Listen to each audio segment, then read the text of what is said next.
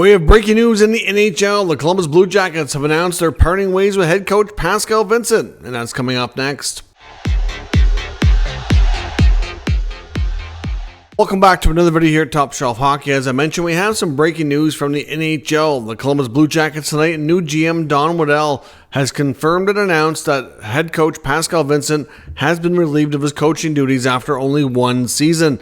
The statement put out by Don Waddell indicates that since he's taken over the job, he's had multiple conversations with Vincent, and even though he feels he's a really good person, he feels it's in the best interest of the hockey club to go in a different direction with the head coaching position. At this point, we don't know the status of the other assistant coaches. It looks as though they're safe for now, but that'll likely be determined once a new head coach is named. A head coaching search will begin immediately. Obviously, we know there's lots of other experienced candidates out there that did not land in other positions that were up for grabs this past offseason, but hard to say exactly who they're going to want to speak to. If they want somebody who's used to working with a lot of younger players and rebuilding, maybe a guy like Jeff Blashill, who was in the mix in a few spots, might be a candidate perhaps that they end up talking to. I mean, Pascal Vincent, the very experienced coach. But to be honest, I was surprised on how he handled things this year.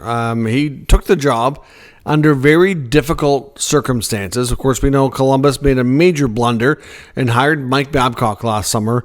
And Mike Babcock didn't even make it to training camp before he had done some really weird stuff and ended up getting let go again before he ever got started. I mean, they kind of, I guess, in a sense, Babcock and the Jackets came to a mutual agreement to not have him proceed and terminate the contract. But, that was a major mistake, in my opinion. And of course, which I think played a big part, too, in Jarmo Kekalainen's dismissal as general manager. But Vincent, of course, who had previously been an assistant coach with the team, took over, and the club had a pretty abysmal year. 27-43-12 this year. Pretty low in the standings, nowhere near the playoffs. And to be honest, I just really think a lot of the moves he made and how he went about things, a lot of things were just really weird. Especially how he handled a combination of the veterans and the top young players. It was on both ends of the spectrum for me.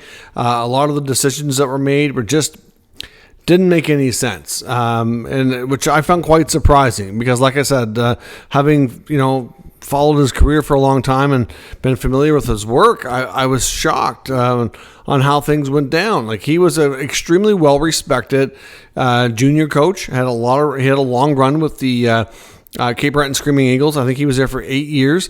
Then he went on to coach, after leaving Cape Breton, went on to coach the Montreal team in the Quebec League. So he had for 3 years. So he had 11 years coaching experience as a head coach in the Quebec Major Junior Hockey League.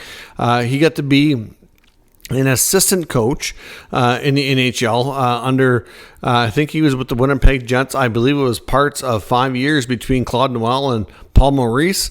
Get to then learn from those guys, and then he got to work in Columbus for a couple of years under Brad Larson. And now here he is as a head coach for the first time. 52 years old. Got a ton of experience in various levels. First time as a head coach in the NHL. One season, and it's a one and done. I mean, it's not how you want your career to go by any means.